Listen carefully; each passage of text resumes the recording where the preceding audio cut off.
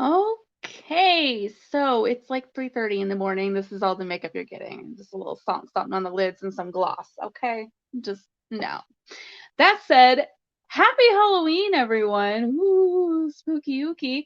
And what better way to do Halloween than trying to solve a mystery, right? Like, I don't know about you guys, but some of the stuff in the last box, little spooky. Little spooky. Creepy little Carver guy spying on people. No. And I don't think I mentioned this in all of these stuff that was like coded or whatever, and then I went on the site to figure out like what everything was supposed to be saying. The thing that like if you guys will remember, the guy that like threw the book at the ghost in the basement or whatever, and then like he opened the door and there was like carvings on the step. The carvings said, "I'm not finished." I left out that little nugget. Yeah, that's creepy. Carver's creepy. Okay, whatever he is, he creepy. So let's just see what we're up against today, shall we? I don't know. We learned in the last box that some of this stuff has black light only messages, so there's probably gonna have to be a part 2 or a 3.5 to this as I've been doing.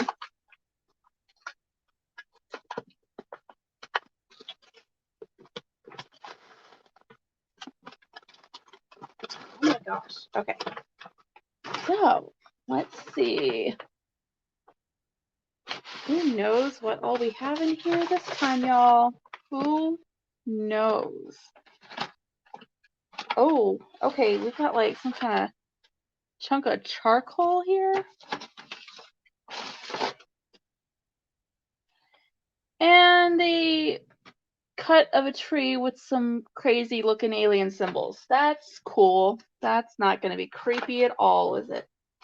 No. No, ma'am. Not creepy at all. This is really gonna. Oh yeah, this is really charcoal. I just marked on my tree. Okay, well that's fun. That's fun for us. Let's see what that's about. Okay, let's just dive on in here, shall we? Detective, the tide is turning. The search parties have resumed, and I know I have you to thank. You're welcome. When Sheriff Lanning decided to end them a few months back, I told him he was wrong to stop looking, and now he's finally admitted that he made the wrong call. About time. If we'd been searching for all of this time, I'm sure that we would have already found Liam by now. But I'm not going to allow myself to get wrapped up thinking about all that wasted time when there's this much work to do. Smart. Despite the setbacks and challenges, we're still making good progress. Great progress, actually. We found some more of Liam's things. I swear we'd searched by the old creek a dozen times already, but when I heard one of the volunteers shout, I went running over, and there they were. I recognized his handwriting immediately. He was there at some point. Looks like he was trying to hide some trouble he got into at school. Ooh, bad boy, bad boy. What you gonna do? That poor boy was going through so much, and I never even knew about half of it. There were no other things we found sitting right alongside those papers. Oh, there were other things we found sitting right alongside these papers of his that made no sense at all. That's probably the weird wood thing with the weird alien symbols. Or witch symbols, I guess. It looked like alien symbols to me. Ouch. Let's see. Anthony recognized a book that went missing from the museum less than a week ago, so he was a thief? He was a little thiefy thief? How could that have possibly been the rest of Liam's belongings? Because he stole it. I mean, I guess if you're kind of part-time living in the basement, it's not really stealing, right? There was another thing we found out there too, something we wish we hadn't. A message from Carver. Oh no. It was addressed to me. In that note, he mentions taking something else, as if he hasn't already taken enough. Oh my god. Creepy Carver. Creepy Carver is out here, y'all.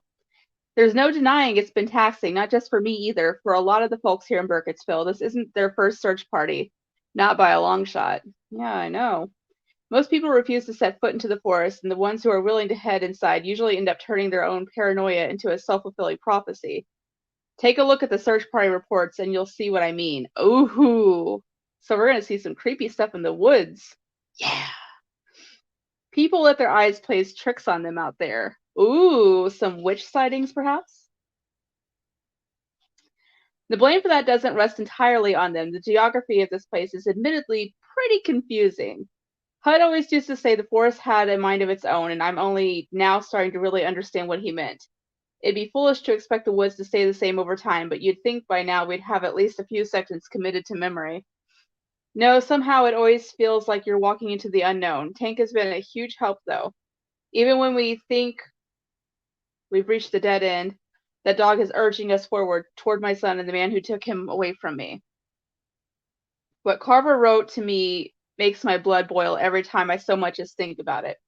That arrogant son of a bleep thinks that he can tear my life away from me and rub it in my face. But maybe this is him becoming overly confident.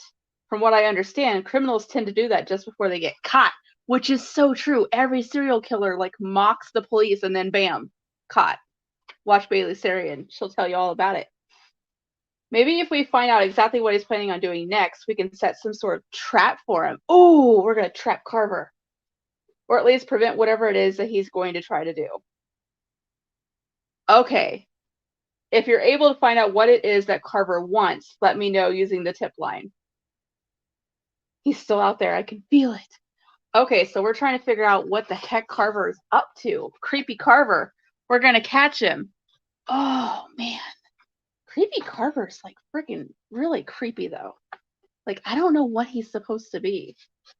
He's definitely working with the witch, though. I swear. I feel it in my nuggets. I feel it in my nuggets, y'all. He's working with the witch. Okay.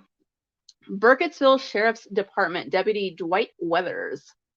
Expedition was scheduled to begin at exactly 0900 hours. That's 9 o'clock in the morning.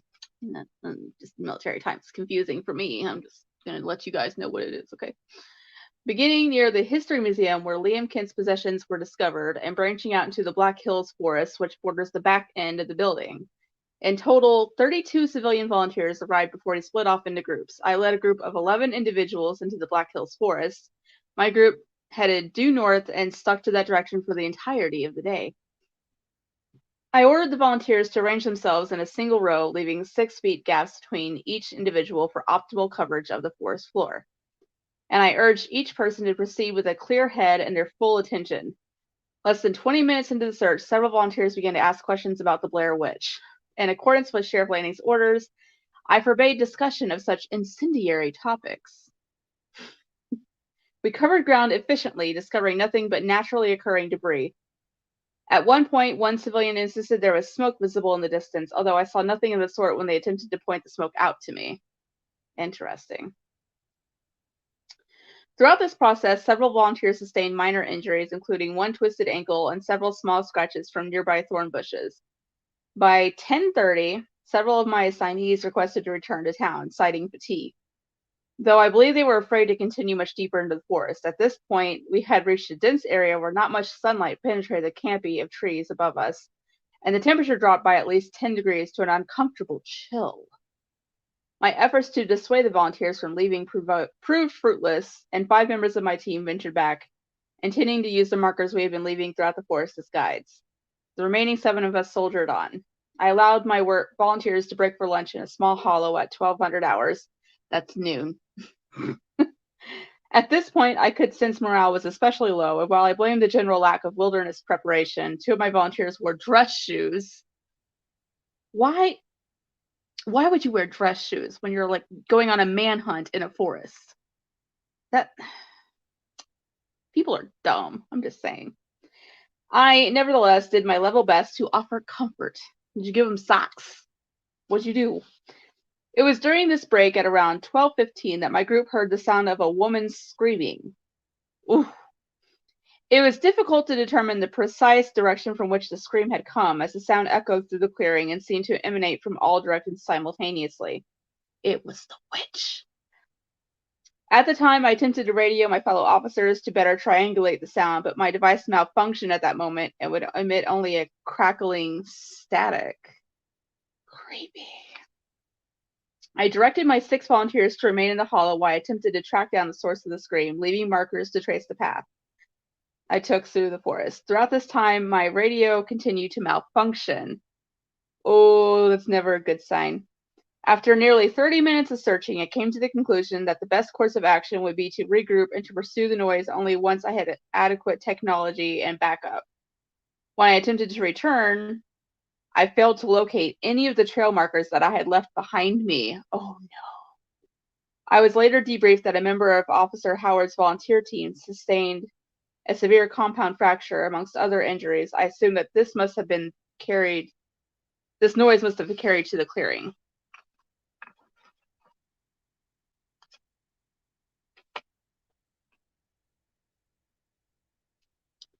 It took me almost 3 hours to find my way back to the hollow, and my 6 volunteers, who were in the middle of a screaming fight with one another about how best to proceed, had I abandoned them or if some terrible fate had befallen me. I de-escalated the situation and directed us to head back south to our original meeting point.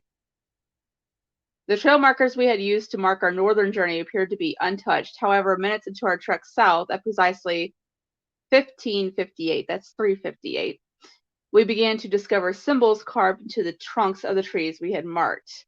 While most of the symbols were inscrutable to me, some appeared to be humanoid in shape. I would have taken photographs of them, but I realized I did not have my camera with me, and that I must have left it at the hollow.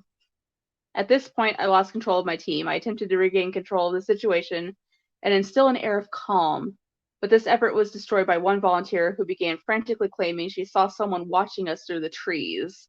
Oh, it was Carver. He likes to stand in the trees and he likes to watch people and eavesdrop. It's creepy. He's a creepy little thing. Neither I nor the other 5 volunteers saw what she had seen, but nevertheless, we proceeded south on high alert. My party exited the woods just before nightfall at 17:22. That would be 5:22, right? Yeah.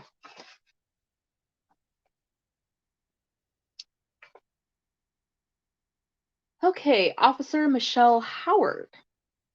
I connected with my 11 volunteers at 0900 on the dot and established our manner of approach.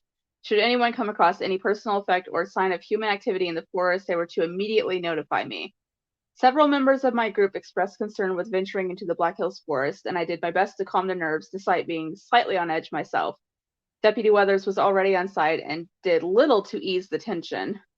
I confirmed that each person was equipped with adequate supplies, whistles to get my attention, bottles of water, visibility vests, flashlights, evidence bags, and flags to mark any places of discovery or interest. We established the back of the History Museum as our starting point and headed east from there. Our group progressed for about an hour, eventually coming to the creek that we had already been the subject of several prior searches for Liam Kent. It was when we attempted to pass over this creek at approximately 10:05 that an injury occurred. One volunteer slipped down a steep embankment, falling into the creek itself. I was able to recover her, but it was immediately clear that she had become gravely injured. Several inches of the bone of her right forearm was exposed. Ouch! And she was bleeding heavily from a long gash in her head. I dressed the volunteer's injuries as best as I could with the medical supplies I had on hand and attempted to radio for medical backup, but my radio began to malfunction. Several of my volunteers attempted to call medical service from their phones, but none of them were able to get a signal that far into the forest. As I was reluctant to split up my group for fear of individuals becoming lost, I felt there was no option but to attempt to escort the volunteer back to our meeting point on foot and contact medical services from the radio in my vehicle. The injured volunteer became groggy and unfocused at this point, mumbling nonsensical phrases under her breath. Myself and another volunteer carried her, doing our best to help her maintain consciousness. After walking back west for about half an hour, my group came across a small hollow. The injured volunteer expressed the desire to sit and rest for a time, and I obliged her. It was in this hollow that I discovered a camera, which I recognized as property of the sheriff's office. I realized that another group of volunteers must have left it behind accidentally. My group rested for about 20 minutes before pressing onward. After another 20 minutes of walking back toward our meeting point, I realized the sun appeared to be near setting, even though it was not yet 12 o'clock according to my clock. What the heck? The injured volunteer began to groan and talk about becoming condemned to the forest. I urged my group to push onward. After another 10 minutes, we emerged from the forest back at our original meeting point at the History Museum. running into Deputy Weathers' group. I was finally able to radio medical services. The display on my watch was 17:24. So it should have been noon, but somehow it was 5:24. That's creepy. Ugh. Time is a construct. Okay, Officer Gail Cooper. My 10 volunteers and I embarked from our rendezvous point at 0900 heading due west. About 45 minutes into our search, one volunteer shouted, drawing the group's attention to something he had discovered. It was a dead bird. At first glance, it appeared that the bird had perhaps fallen out of its nest and landed at the base of a tree. However, it soon became clear that someone had mutilated the animal. The bones of its wings had been removed and jammed into its own eye sockets. What the heck? Ugh. No. Why? What kind of Carver? Carver's a freaking serial killer, y'all. Okay. That is textbook serial killer. What the heck? Okay. The volunteer claimed he followed the sound of a crying animal to that spot, but he must have been mistaken because this bird had clearly been dead for a long time, judging by its smell. Lovely. I convinced him to move along. After that, I could tell that a number of my team members had a hard time focusing. I wonder why. Ugh. Hoping to calm down my group, I called for an early lunch break at 11 o'clock. Rosemary Kent, who is one of my group's members, had brought some sandwiches from the diner, and my team took a half hour to eat and regain some energy in a small hollow before pressing onward. Still following my compass west, I led my group until we came upon a creek. This was strange, as I had been certain that the only creek in the immediate area was the one to the east of the History Museum, which we had searched many times before. Nevertheless, I directed my party to scan the creek and surrounding woods. Minutes into our scan of the area at approximately 11:52, we found Liam Kent's belongings. I asked my volunteers not to touch anything, and I took photos of the scene. I marked the location in case we needed to come back for a more thorough search of the area. I then attempted to radio the news of my discovery out to the other groups, but found that my device was malfunctioning. Everyone's devices were malfunctioning. That's crazy. Although Rosemary Kent urged me to press onward, I decided that it was more important to enter the items we had already found into evidence. Additionally, I could not, in good conscience, guide the group further into the woods without a reliable radio, which is smart. I'll give them that. That's, I don't want to go wandering in the witch woods without a radio, We began to follow our compass back east to our initial rendezvous point. Within minutes, we encountered 5 members of Deputy Weathers' team who informed us that they had decided to leave the search early, but had become lost in the woods. You dummies! Taking almost 3 hours to make a trip that should have taken half as long. Despite having followed the trail markers, they initially set out due south. They must have wandered off course and found my group's trail markers instead.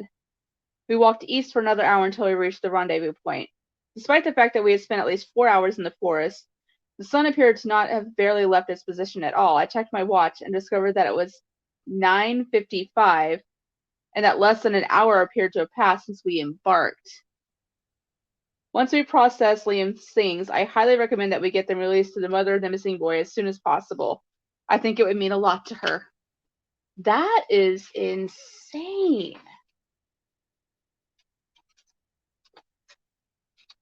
You have like a full day's adventure and then you come out of the woods and it's been 55 minutes. No, ma'am. That's not okay. Okay. Oh, we got another History Museum incident report.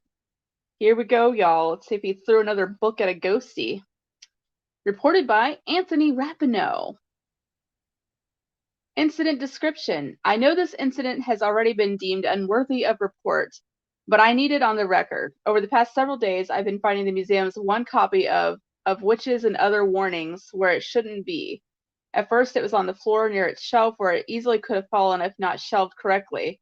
A few hours after I put it back, however, I found it in the floor of my office. Then, on top of my desk. Each time it's shown up out of place, I've reshelved it in its proper position. Just now, when I stepped away from my desk for less than a minute, I came back to find it on my desk and opened to the poem about the towering man. I have no idea who could be moving it. We've seen very little foot traffic in the past few days and none whatsoever today. No matter how you look at the situation, we've got one of the 3 things on our hands. We've got one of three things on our hands. A carbon monoxide leak. He's just hallucinating this book showing up everywhere. Cool. A truly masterful prankster. Or a case of supernatural interference. Which one do you guys think it is? I think it's supernatural. Yeah. Another update. I just looked up from writing this report and the book is gone. I'm closing the place up early today. Can you blame him? He keeps seeing ghosties and other weird things. Ugh. Oh, okay. One of the things that we got is the very book that keeps mysteriously showing up. So, Of Witches and Other Warnings, Histories of Local Monsters and Mysteries, edited by Anthony Rapinoe. Aw. Oh, and it's got the little Blair Witch stick man. Isn't that cute?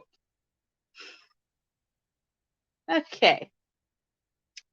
Preface. As a lifelong resident of Burkittsville, Maryland, I sometimes have difficult time describing the undeniable strangeness and power of this remote place to outsiders.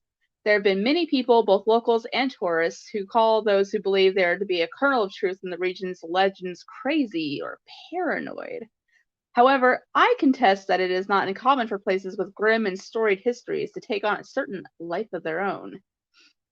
If any place on this earth is alive, it's this one, and if these stories prove anything, it's that I'm hardly the first person to think so.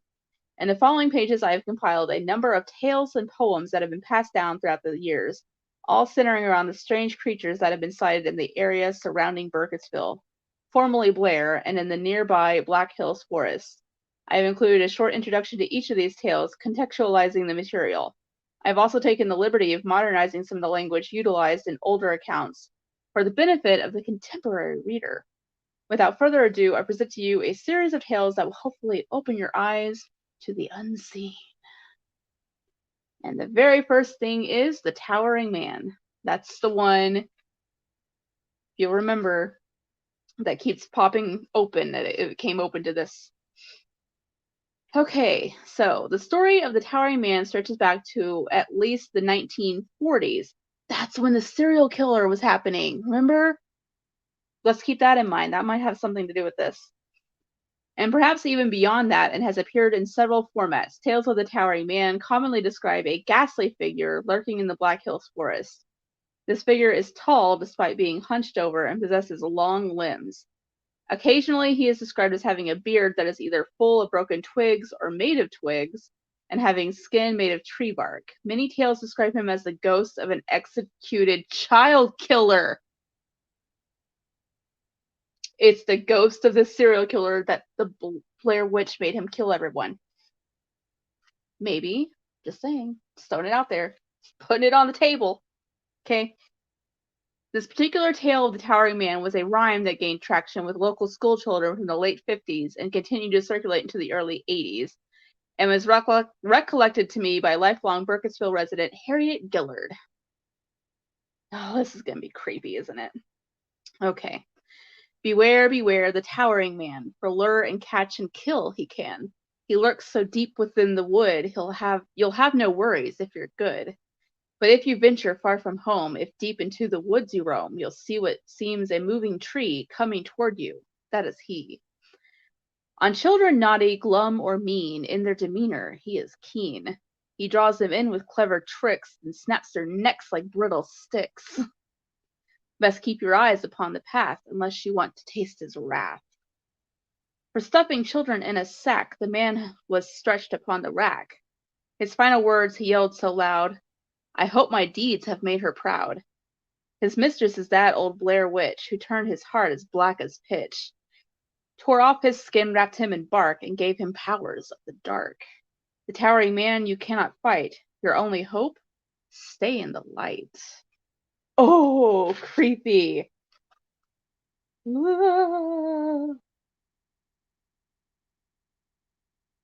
Okay. The next one is The Lights. I'm going to read all of it. Oh, I bet there's blacklight stuff on this too. We're gonna have to check for that. While most of the tales I've encountered seem primarily concerned with the woods, with figures such as the Blair Witch and the tangled web of her many victims and servants, which is what I think Carver is, This legend seems to cite something more ephemeral. The so-called lights occasionally witnessed in Burkittsville woods have been reported only a handful of times over the past several centuries. However, I found them important to include for that very reason. The rarity of these sightings make them all the more crucial to evaluate and preserve. The following poem was written by William Robertson. Robertson was a renowned Boston-born poet who first came to live in Burkittsville over the winter of 1827 to spend time with his ailing cousin and complete the manuscript of a book of original poetry. Unfortunately, that book never saw the light of day, as Robertson succumbed to a medical condition that was likely dementia shortly after leaving Burkittsville and returning to Boston, so the woods drove him crazy. Okay. He was relegated to a sanatorium until his death. While his various written works survived him for quite some time, much of Robertson's material was lost during a recent fire in the Burkittsville History Museum. This is his account of the lights. I hypothesize that he wrote this piece after being issued a warning about the lights by his cousin, or another concerned Burkittsville citizen. It's a strange white light in the night, the warning that things are far from right, whether fire glow or something more. But stay inside and shut your door. Even if things seem like they're spinning about, steel yourself and don't go out. Simply close your eyes and hold on tight and pray that you escape the light. Oh, that's creepy. Ooh, the next one's called The Pale Thing. Did my stream freeze?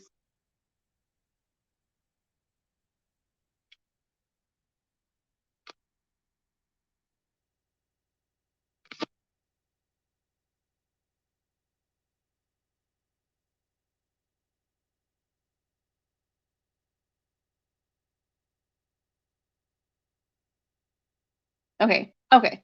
Sorry, the screen froze up. I'm not sure what happened there. Okay, the next thing is called The Pale Thing. It's got a cute little picture, doesn't it? Yeah.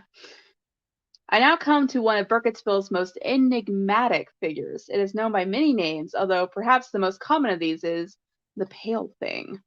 This particular recollection of the Pale Thing is particularly close to my heart, as it comes from none other than a family member of mine. Giovanni Rapinoe moved to Maryland to work at a local sawmill shortly after he immigrated to the United States in 1949, and would often regale me with tales of the strange and unusual sights he saw while spending his days working in the Black Hills Forest. My grandfather remains alive to this day, but has since moved on from Maryland to a retirement community in Miami. Can you blame him? I had him mail me a written recollection of his encounter, as email sometimes proves too difficult for him to handle, and have transcribed his account here. I leave you with his tale, which has always fascinated me the most out of any of my grandfather's stories due to the cryptic nature of the message that he received from none other than the Pale Thing itself. Ooh, creepy. It was nighttime, like it is in many stories about the Pale Thing. I had stepped outside for a bit of fresh air before I turned in for the night. That was when I glimpsed a figure that has haunted my dreams ever since. It was off in the distance, but I could see it in the dark due to its near luminescent coloring. Ooh, it was me! Surprise! It was bright white, maggot white. Why do they keep explaining things being like maggoty? That's so, gross. Wearing no clothes. Oh, the Pale Thing likes to be naked. And doing exactly what the story said it would, dashing silently through the grass. It was coming from town, headed in the direction of the woods, with, I thought, the fervor of an animal pursuing its prey. Long, loping strides drew it away from Burkittsville, but it slowed just before it reached the edge of the woods. Oh. The figure turned to look at me, and even at that distance, I could clearly see it had no facial features to speak of. I could see nothing but a smooth canvas of skin, putrid and pale where its face should have been. So creepy. And then, without a mouth, it spoke a single phrase to me. One it should have been impossible to hear at such a distance, and yet I heard it. I heard it as if the words were whispered right into my ear, as if that Pale Thing was standing right behind me. I flinched and turned around, but of course there was nothing behind me. When I looked back to the woods, the Pale Thing was gone. But I will never forget that shape, and I will never forget what it whispered to me. We're not finished yet. That's the thing that was carved into the freaking stairs, you guys. Oh, creepy. Okay. Oh, heebie-jeebies. All right, we're going to whip out the old black light here. I won't be able to figure out what anything says if it's coded, but I feel like there's probably hidden messages in this somewhere.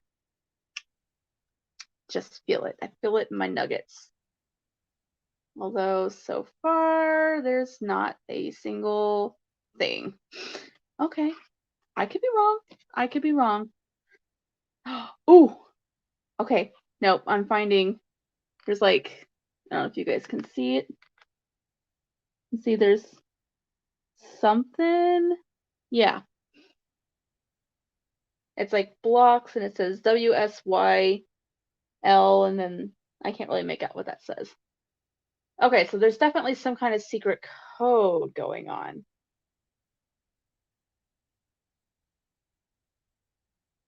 Interesting. So I'm probably going to have to go online and figure out what that's supposed to be. And we'll have to do a part 2, but we still have other things to look at here first. So we're going to do that, but okay. There's more code on these pages too. Okay, that's cool. Okay. Well, that's something we're going to have to look into. Oh, we're not finished yet though. That's so creepy, you guys. So creepy. You know? I'm creeped. Are you creeped? We're creeped. Okay. I'm checking everything. Not leaving anything to chance now that I know this is a thing. Okay. Nothing on the folder. Check these.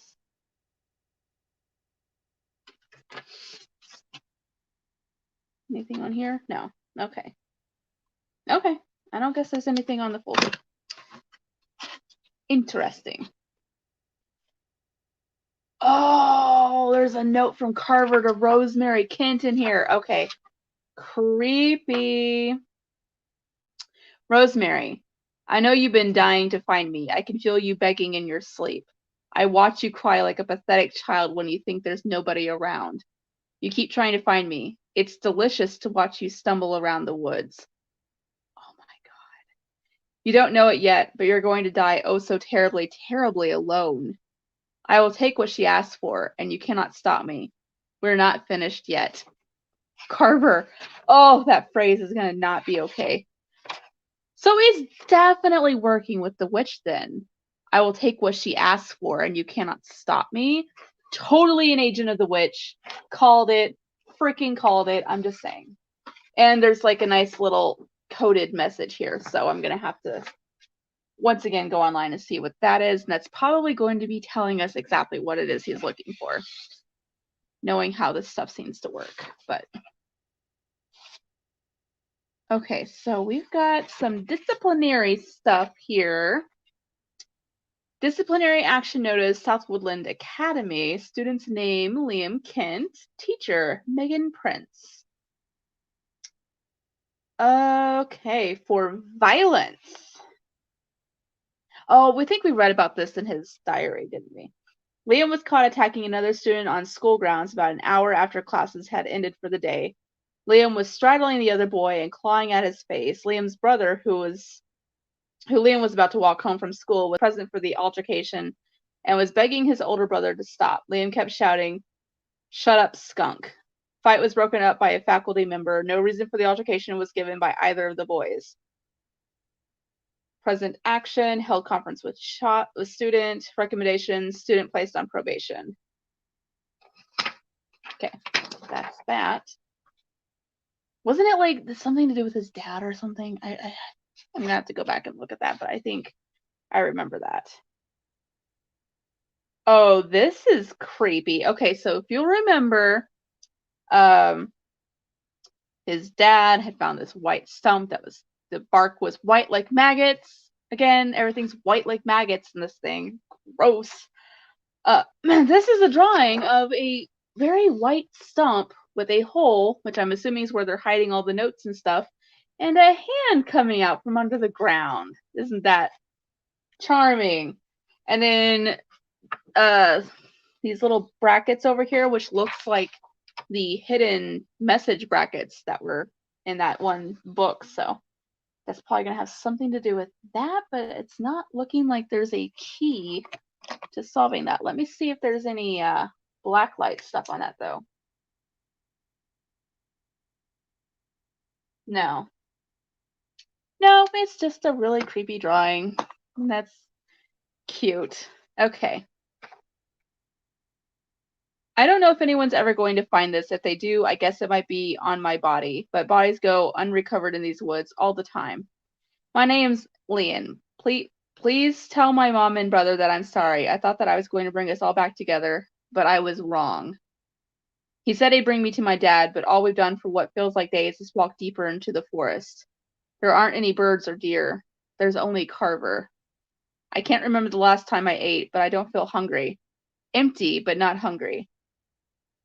We've been walking in circles. I miss Mom. I miss my brother. I miss Tank. I don't like the way he looks at me, like he knows everything about me. Sometimes he laughs at nothing. Twice he's told me to keep it down, like he was listening to something I didn't say out loud. When I ask him about Dad, he laughs. Mostly he insists we're making progress, but that's insane. He's insane. We've reached a clearing with a hollow stump in the middle, surrounded by carvings. He made a fire. I stay near it to stay warm, but I never look into the fire. I see terrible things when I look into it. We haven't moved from the spot in a long time. I don't know what we're waiting for, and he doesn't answer my questions. Sometimes he leaves for hours at a time. I never know he's back until I hear him breathing. Sticks don't break where he walks. Oh, creepy. He disappeared again. I'm going to make a run for it. I can sometimes see the North Star in the sky. If I head away from it, I should be able to get back to town.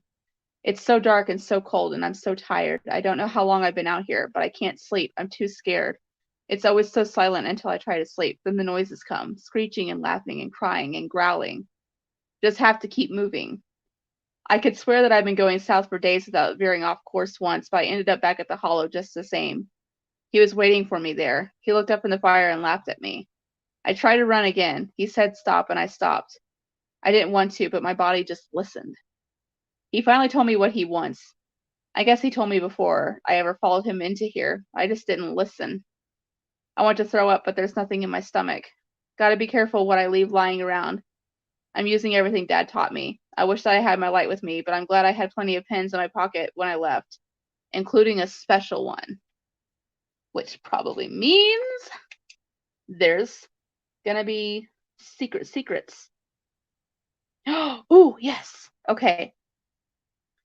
Can't risk being found out. Going to pretend like I'm doodling and hope that you find my folder.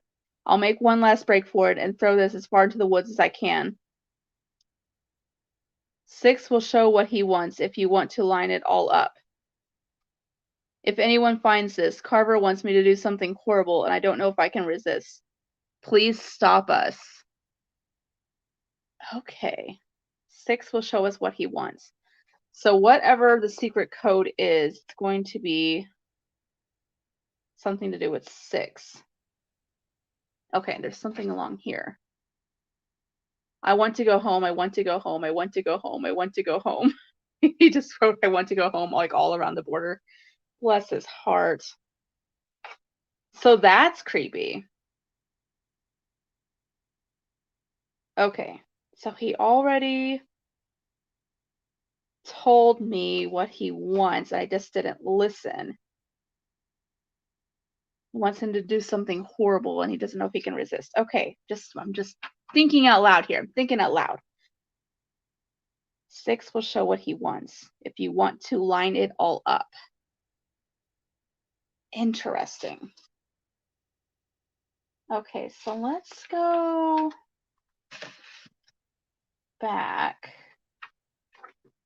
There's not anything secret on this, is there? I don't think so. Okay, so I'm definitely going to have to decode whatever's on his little note to the mom, because that's freaking creepy, for one. Okay, I don't remember what pages had stuff on here.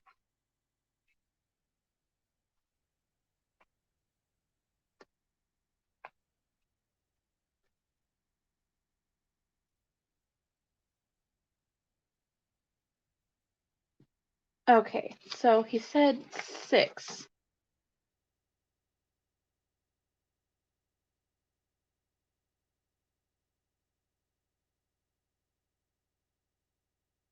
But the numbers are all, or numbers, the letters are all like in different positions. Like some of them are upside down, some of them are sideways. Like it's really weird.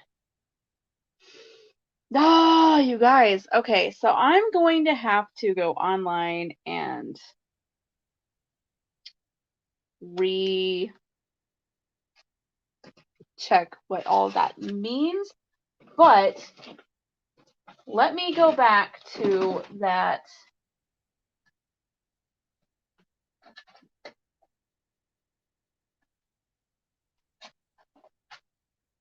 Okay.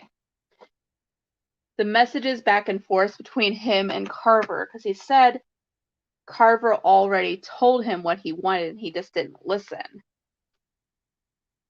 This is the only interaction that we've really seen physically. Let's see.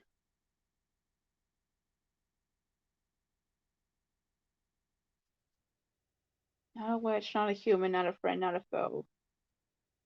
Not alive, not dead.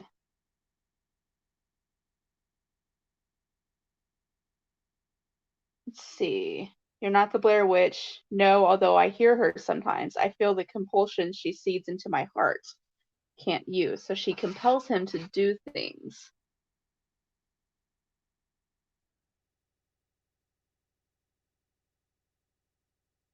Let's see. She appears in many different ways.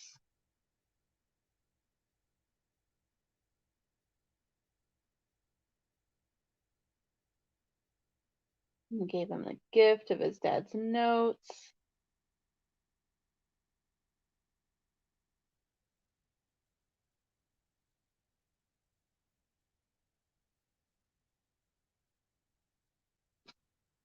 Okay.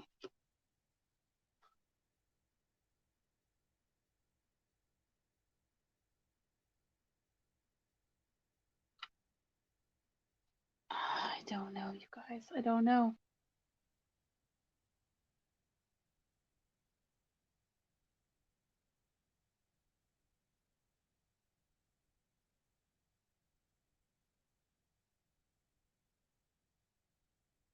I require no payment besides the satisfaction of reuniting a family. I don't know. Nothing in here is really screaming. I'm sure it's going to be one of those things once I see what it is, everything's going to click. You know what I mean? Okay.